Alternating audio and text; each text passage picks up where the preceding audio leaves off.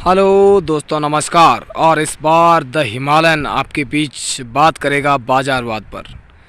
आखिर बाजारवाद और इसको दूसरे भाषा में हम कह सकते हैं उपभोक्तावाद, ये क्या है? आखिर क्यों इंसान बाजारवाद के चलते ही इंसान ने इंसान को संसाधनों से दूर रख दिया? क्या कारण है? किसी के पास तो पेटी भरने की जगह नहीं है, किसी के पास पेट भरने के लिए भी भोजन नहीं है। इसका सबसे बड़ा कारण है बाजारवाद।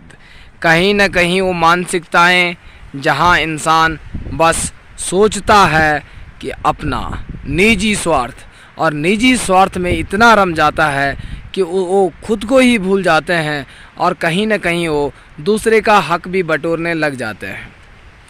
हमने अपने एक बाजारवाद की वीडियो का हमने एक गुणा पिछले एक वीडियो में कई डिस्कस किया था कि देखिए आज का जो माहौल है, कहीं ना कहीं मैक्सिमम जो हमारे देश की राजनीति है उसमें कहीं ना कहीं जो लोग उसमें एंटर कर रहे हैं, कहीं ना कहीं मैक्सिमम लोग तो अतृप्त आत्माएं ही हैं।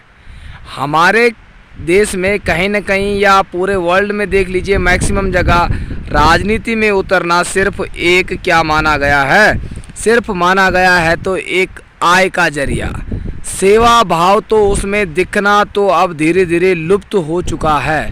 बहुत कम जगह देखने को मिलता है सेवा भाव नेताओं में, वरना बहुत ही इसका जो सिस्टम है वो नगण्य है। जो सेवा भाव जिस पर्पज से राजनीति और लोकतंत्र के जो सिद्धांत हैं उन पे जो अगर काम किया करने की सोची जाए तो दोस्तों आज भी इन रिमोट स्थानों में कहीं ना कहीं एजुकेशन का अभाव है और कहीं ना कहीं फैकल्टियाँ पूरे स्कूलों में नहीं है। और मुझे शर्म आती है इस बात को लेकर कि जिनके बच्चे वहाँ स्कूलों में पढ़ रहे हैं, इवन तक कि वो लोग भी इस बात का कोई खासा विरोध नहीं जताते हैं, जबकि एक स्कूल गुरुजनों के बिना शून्य है।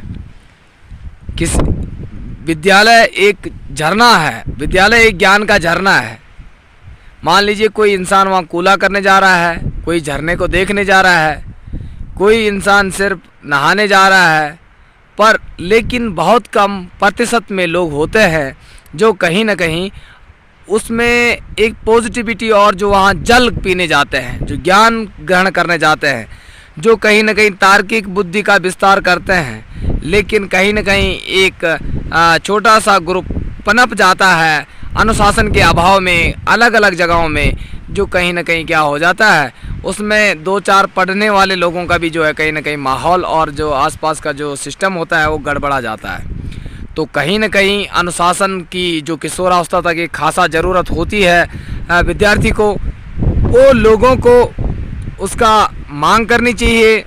गांव की सड़कें ही क्यों ना हो, गांव के रास्ते ही क्यों ना हो, और कुछ भी हो, पर लेकिन ये नियति तभी साफ सामने आ सकती है जब इंसान अपना क्या सोचे, एक अपने तरह इंसान दूसरे का दर्द भी महसूस करे।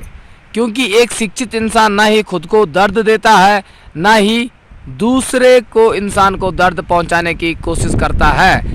तो दोस्तों बाजारवाद जो मुद्दा था, बाजारवाद का कारण है कि बाजार पे इतना ज़्यादा बाजारवादी होना, मतलब उपभोक्तावादी होना, ज़्यादा ही उपभोग के पीछे इंसान की जो ज़रूरतें हैं वो सीमित है।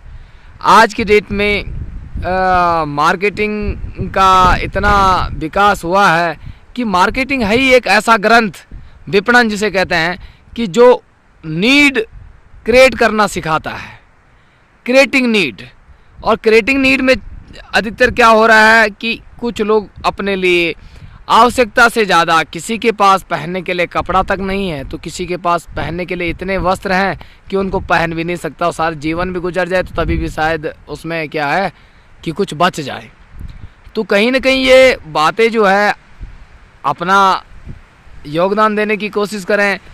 आसपास कहीं कोई गरीबी हो, लाचारी हो, कोई भी इंसान अपनी मर्जी से इस दुनिया में नहीं आया है, तो कहीं ना कहीं हर इंसान का एक दायित्व तो बनता है कि एक समय के बाद, भर जाने के बाद, वो समाज के लिए कहीं ना कहीं एक जिस लेवल पे हो सके कंट्रीब्यूट करने की कोशिश करे। क्योंकि ये धरा तभी सुंदर बन सकती है जब तक यहाँ का इंसान सुंदर बन जाए।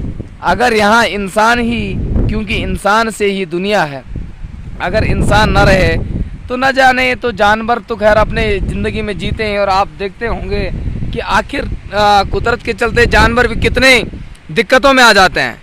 तो बाजारवाद का ज़्यादा उपयोग और ज़्यादा बाजारवाद नामक पद्धति में ज़्यादा नहीं डूबना चाहिए एक इंसान को। कहीं ना कहीं उसको अपने किस चीज़ के लिए, अपने एक इंसानी मकसद के लिए भी जो ज़िंदगी में जीना चाहिए।